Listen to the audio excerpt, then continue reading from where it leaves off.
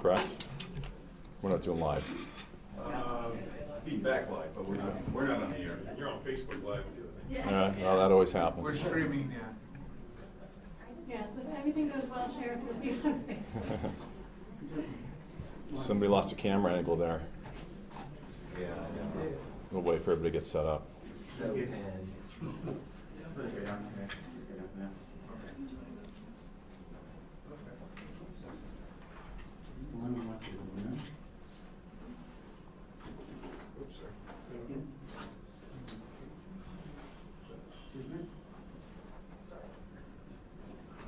Corbin, how do you always get in the back of the room? I don't have anything to see. I can hear you, though. My phone's off. Jay? Yeah, come here, we have audio. Are we doing a pool feed, or are you guys picking up where you're at? Audio's coming from here. Okay, you're using this microphone for a pool feed. Did you Got it. flip it after you skip start? Just video now. I tested it with video.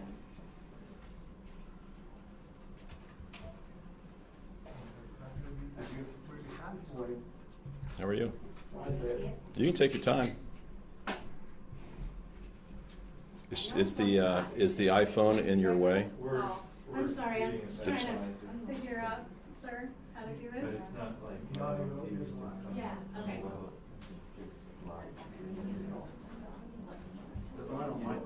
It says live there. No, but I don't have. you're live. Because it didn't look like that. Usually we see it. You're live. I don't understand why. Oh, you're on audio. Yeah, okay, so, try it again. Oh, good. You okay then? Yeah. Video. Okay. Okay. Sorry, and there. Thank you, sir. Yeah, there you go. Thank you, sir.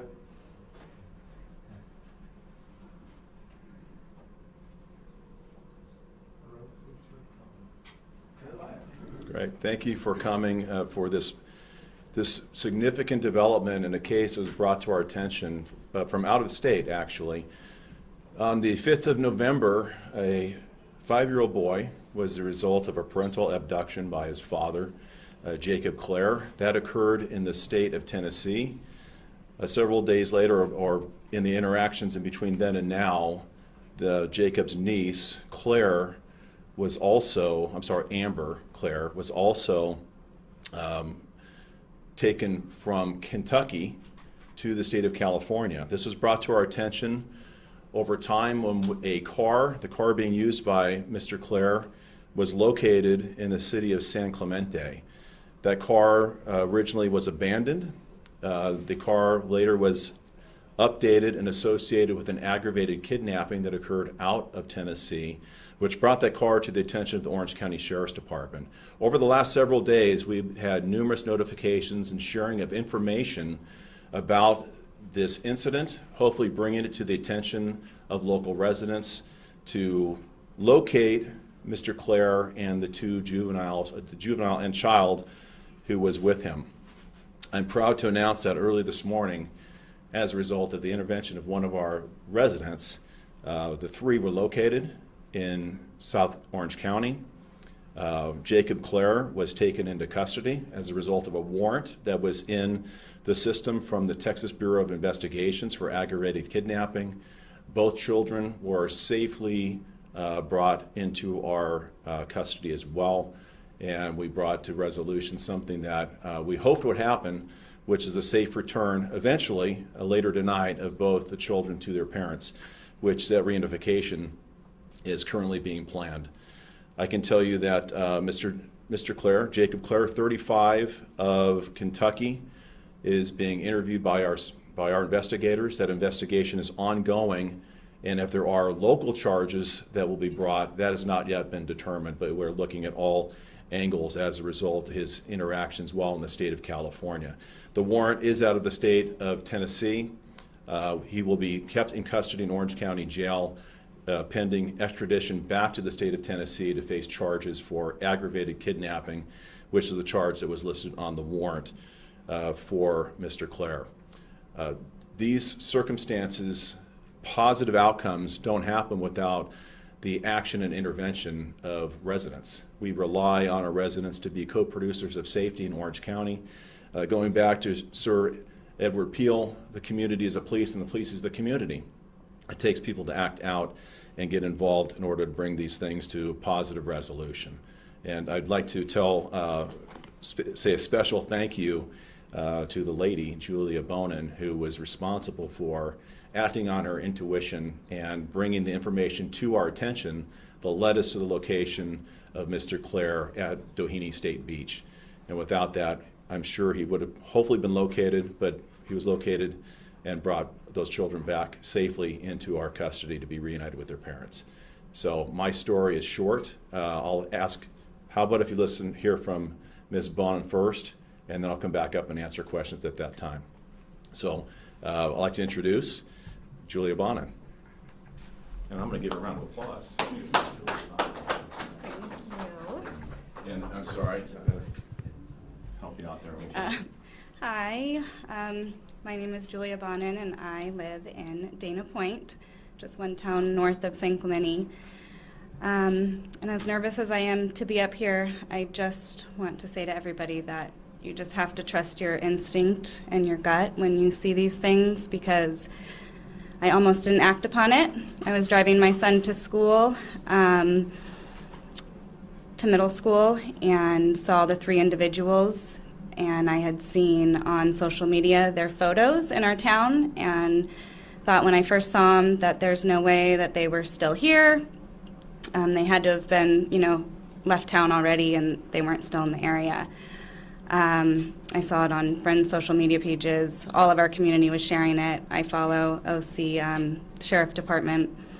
And I continued to take my son to school with that instinct that it was them. And I drove another half mile. And as we pulled up to school where I was supposed to be volunteering this morning, I looked at my son and I said, I have to go back. I think it might be them, and I have to make sure.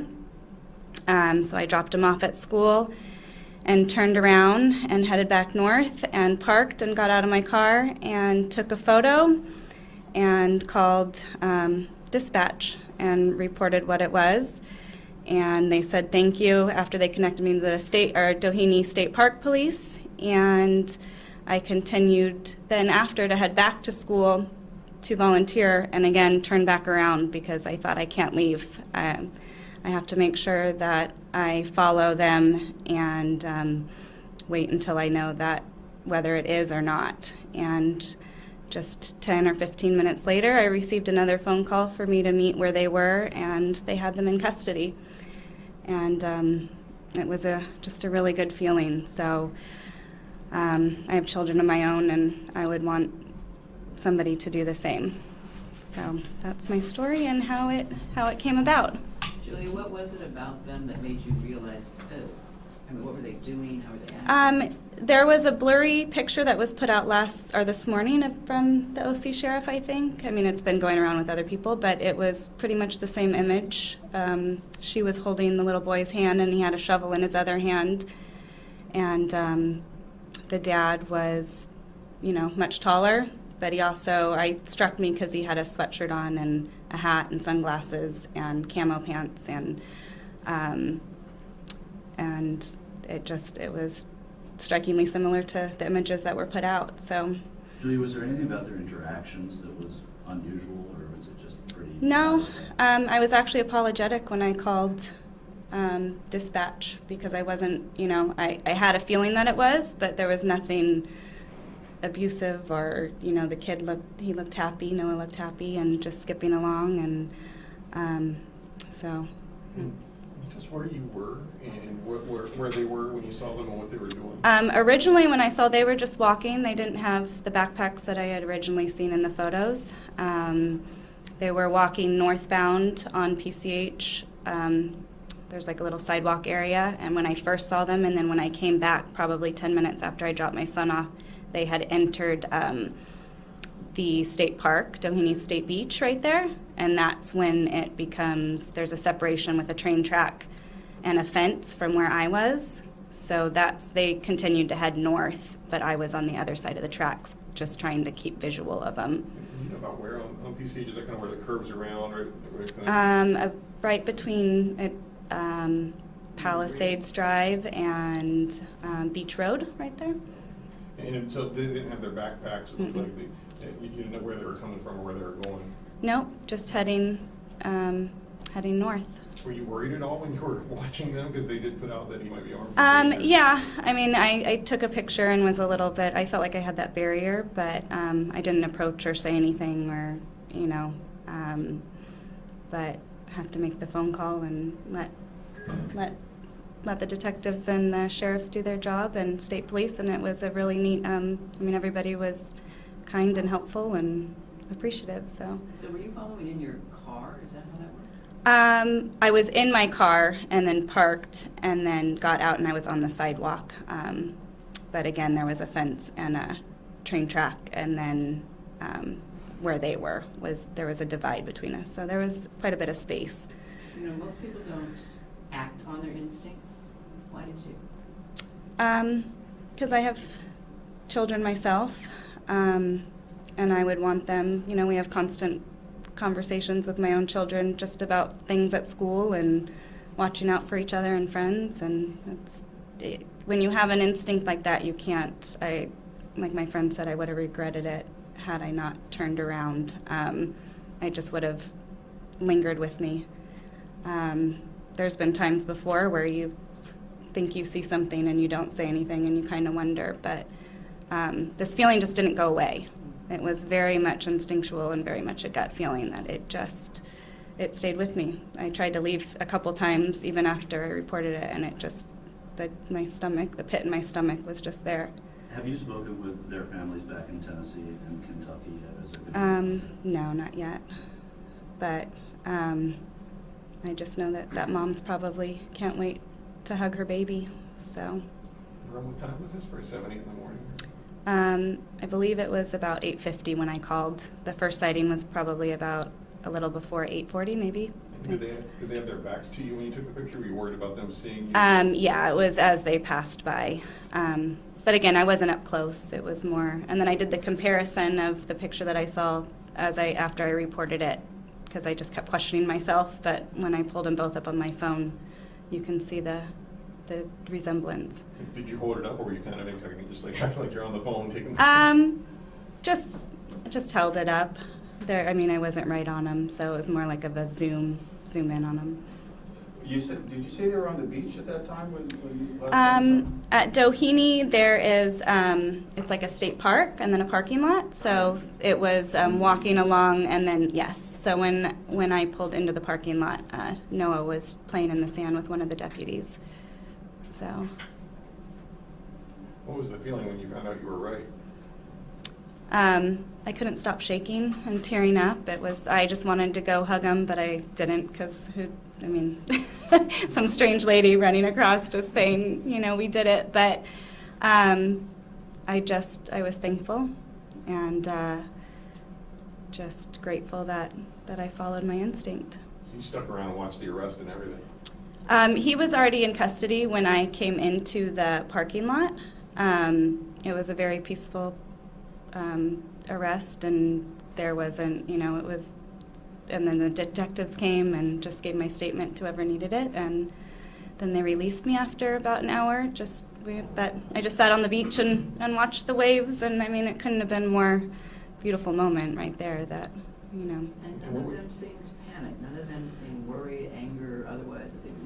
No, not that I saw. And what were the girl and Noah acting like after the dad was arrested? Am I allowed to speak on all of this? Let's wait on that. Yeah, they were in good spirits, so. Were you tempted to interrupt them at all? Was there any temptation to, before you called in, did you toy with the idea of approaching him? No. Because you knew that he had been potentially armed? I had seen that, but also I had an instinct that it was them, but I called and got a hold of somebody fairly quickly, and I could see the state they connected me right away with the state park. So I knew that I saw those members there, and then I saw the sheriff's department pretty quick on the scene. So I just felt like if I tried to say anything, it would have caused disruption. I didn't want them to flee or, do something that would hurt the children. So Are you able to hold the phone up with the picture on it that you took? I don't have my phone. No. Sheriff Barnes, we had our signal dropped. So can we get there's people watching live right now. Sure. Can we get, and I apologize you guys, but our signal Thank you. completely dropped out. And We'll there's both- people in Tennessee. Yes, so to reiterate the start of our conference for those now just gone live on Facebook Live, earlier this morning as a result of an anonymous tip from a Good Samaritan in South Orange County, we were able to locate Jacob Clare, 35, of the state of Kentucky, with 2 children, Noah, 3, who is his biological son, and Amber Clare, who is 16, who is his niece. They were brought to our attention as a result of information from the Texas Bureau of Investigations. His vehicle was located earlier in the week. That vehicle had been updated to be associated with Mr. Clare, who has a warrant in the system for aggravated kidnapping. As a result of that being put into the national system, that vehicle that was then brought to the attention of law enforcement and brought our interaction into this incident. The Texas Bureau of Investigation remains the lead investigating agency on this case. We are in the process of interviewing the children. They are both safe and healthy. I want to reiterate that. They're both safe and healthy, but we want to go through the protocols to investigate thoroughly. We have not charged Mr. Clare with any local charges. If there are any criminal activities that took place by Mr. Clare, we will then evaluate the filing of criminal charges against him at that time. Mr. Clare remains in our custody on the warrant out of Tennessee, pending extradition back to that state.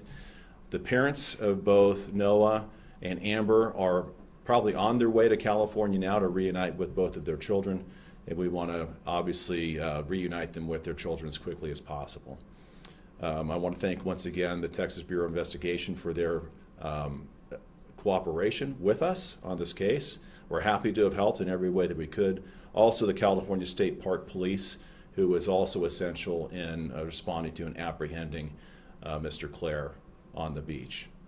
And I'll take any questions you may have of me. Were they the first, the state police, park police, were they first to make contact with him? No, I think there was probably, we got there about the same time. But you don't know, and obviously you send everybody you can, and I think that we were all there about the same time. What was his demeanor with law enforcement once you made contact? I think he was cooperative. Sheriff, there was one disconnect along the way. The car found at the outlets towed, you're not notified. That window, did that create issues? The reason there was a window or a gap is the car was towed as a private person's tow. It was left abandoned for 48 hours on private property. That's not uncommon. And it was towed and stored. It wasn't until that license plate was associated with the aggravated assault charge on the 16th that then entered that plate and associated vehicle with a criminal violation that then brought it to our attention and then brought us into intervention. And just to confirm, parents are coming here? Yes, the parents are, my understanding is they are we're hoping to reunite both Noah and Amber with their parents later tonight. Where are they? Here. I mean, you don't tell us exactly where Noah and Amber right now. Yeah, they're with us. We're with them, and we have appropriate services with them to support them. And we're going through an appropriate intervention with them, and we have protocols in place for doing that. But they're with our staff, and we have support staff that comes in to assist us with that as well. And some of the reports out of Tennessee said that he should be considered armed and dangerous. Was he armed? Was there any? And then why was that put out there that he might be armed and dangerous? That was information provided by the state of Tennessee. That's still pending further investigation. They are actively investigating this case, so we want to obviously complement anything they do, but it's at the direction of the state of Tennessee that we're acting at this point, short of any local charges. And as of now, there aren't any, but that doesn't mean there won't be. But we're acting really at their direction on how we're furthering the investigation. And you said they didn't have their backpacks with them. Did you see, were they camping on the beach somewhere? Or did they have a hotel room? Do you have any idea? Did you find their belongings that they were seen in those other pictures? I don't have an answer to that, Chip. I apologize. We were more focused on the children. We do know they did not have their backpacks with them when we located them, and they're brought back into safety. Yes, sir. A couple of questions. The extradition process of Jacob Clare, what's the timeline for his extradition? The timeline for the extradition is dependent on two factors. If he waives extradition, it's pretty expeditious and can happen within a matter of days. If he challenges the extradition, then there's a process locally that he has to go through hearings, and that might delay his extradition back to Tennessee. But either way, he is going to go back to Tennessee. It's just the timing of it. It could be within a few days, or it could be within a few weeks. And you sort of, we were talking to Julia about it before, when the kids were separated from their father was arrested, was that an emotional thing for them? Was it, can you talk about it at all in terms of what their demeanor was? So the question was the demeanor of the children, and it was not, it wasn't a violent encounter, I can say that. Both are not his children. One is his niece, Amber is his niece, and his son Noah is biological. He's 3 years old. I'm sorry, I said he's 5. He's 3 years old. I can imagine it's probably a little traumatic for kids to be separated from a parent, and I'm sure it was traumatic being separated for Noah being separated from his mother and family, and probably the same for Amber. And over time, I'm sure that causes tremendous stress for families not knowing the whereabouts and safety of their kids. Once that happens, we bring in appropriate resources to make sure they feel supported and safe in a safe environment. And this is not the first time we've dealt with these types of circumstances. I think we do it quite well, and we appropriately surround them and support them as appropriate to make sure that there's no more psychological harm to the children. We do not want to obviously add to that in any way, but there's protocols that we have in place. Was the dad surprised when law enforcement approached him? Like, Was he surprised? yeah, like, Well, I can only imagine that he might have been, but maybe not. I don't know the mind of him. We're following up with the investigation currently. His mindset at the time, our investigators will probably find out. I can tell you that the encounter was a peaceful encounter. He was cooperative. He did not resist, and that added, obviously, probably to lessening the stress for the children. It could be much more traumatic if you have, obviously, have to use force of any type to take somebody into custody, especially if it's a parent or uncle in your proximity. So it went as best as could be, I can tell you that. Do you know roughly how many tips came in before the good one that came with the arrest? I don't know how many tips came in, but there's only one that matters, right? And I just want to reiterate the comments by Julia. And this happens a lot, and this is why I really want to make this point of people who see something and don't act on it.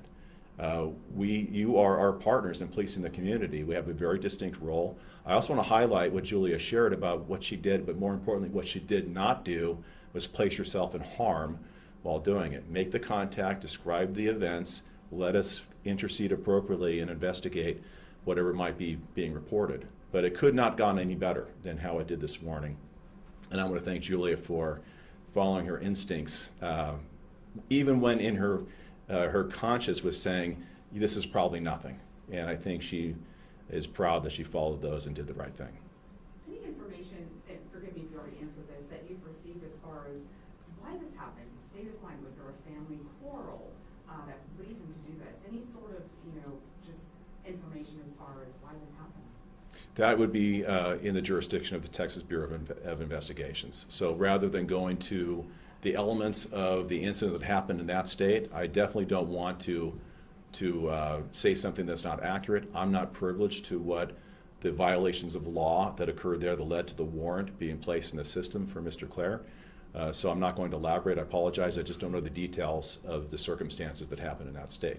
I do know that Noah is his biological son. That I do know is considered a parental abduction, which does happen at times. To be risen to the level of an aggravated kidnapping, I don't know by statute in Tennessee what that definition is. So you'd have to find out how that is defined in the state of Tennessee to rise to the level of an aggravated kidnapping in that state. Sheriff, were you able to say if he was found with any weapons or not? I know Chip asked, but were you able to say? I can't say at this point because we have not completed our part of the investigation. And there's, obviously we have Mr. Clare in our custody.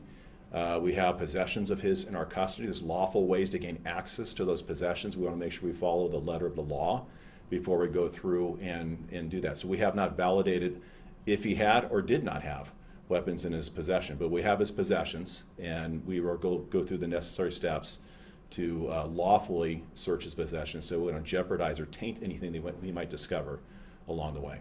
Sheriff, you've said Texas a few times. I'm sorry. And then Tennessee when you said Texas. Tennessee. Texas is not involved, so it's Tennessee. To be clear, Mr. Clare, Jacob Clare, is a resident of the state of Kentucky. His 3-year-old son resides in the state of Tennessee, and Amber is also a resident of Kentucky, and that's his 16-year-old niece. Can you discuss any connections Mr. Clare might have to California, or anything that might sort of speak to why he chose to head this way versus any other way? Any connections to California at this time are unknown. So if there are, it may have just been a place that he chose to go. It may have been the weather we're experiencing. Whether there's an association here, we do not know. But either way, he ended up here. And I'll tell you what's surprising to me, and I know we all see those freeway signs that say abduction alert and has details of a car. It's not very often we get to come back on the news and say, hey, guess what, we caught him. That's a really good feeling. Final question, guys, anybody? Did they have passports? Again, I don't know anything about the possessions they had because we have not completed that part of the process yet. Can we get Julia just to come up and spell your name for us real quick? If you don't mind. Oh. Easiest question. It's Juliabonnin. And you're a Dana Point resident? Yes. Okay, thank you. Thank you. And superhero. What grades your kid in? You're taking this school? 6th. Can you, sorry, what was the name of the school? My son's school? I feel sorry. So, 6-year-old boy or girl? 6th grade boy. Boy? 6th grade boy. Thanks, everybody. Appreciate you being here. I think this is a very important outcome to a great case. Thank you. Chip, you're still a one-man show? When are we going to get you home? How you doing?